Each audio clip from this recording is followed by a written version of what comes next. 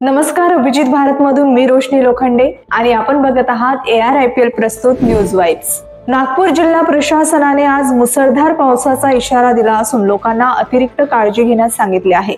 नद्या आणि ओढ्यांजवळ राहणाऱ्या लोकांना सुरक्षित ठिकाणी जाण्यास, तलाव आणि धरणांजवळ जाऊ नये, पावसाने भरून वाहणारे कलवट ओलांडू नये आणि विजेच्या खांबांजवळ जाऊ नये असे सांगण्यात आले आहे। मुंबईतील CA राज मोरे याने ब्लॅकमेलिंगला कंटाळून आत्महत्या केली आहे। त्याला सबा कुरेशी आणि राहुल परनवानी नावाच्या 2 लोकांनी अश्लील व्हिडिओद्वारे ब्लॅकमेल केले होते आणि 3 करोड रुपये मागितले होते। तसेच आम्ही व्हिडिओ व्हायरल करू अशी धमकीही दिली होती। त्यामुळे त्याने 3 पानाच्या कागदांवर त्याच्या मृत्यूची कहाणी लिहिली आणि विष पिऊन आत्महत्या केली आहे।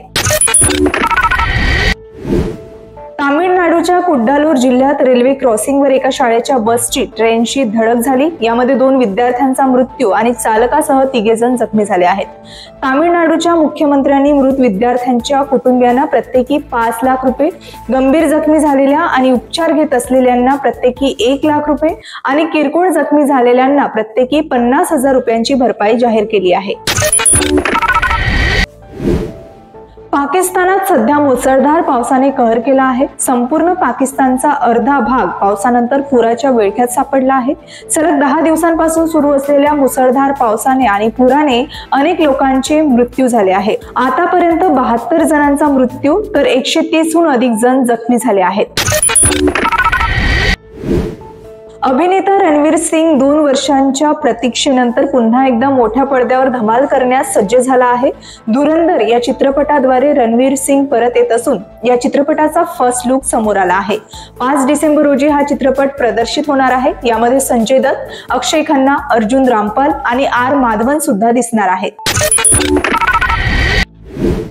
दिल्लीतील महिला क्रिकेटने आणखी एक ऐतिहासिक पाऊल उचलले आहे। दिल्ली प्रीमियर लीग महिला सीझन 2 साठी झालेल्या लिलावानंतर 4 संघांनी त्यांची घोषणा केली आहे।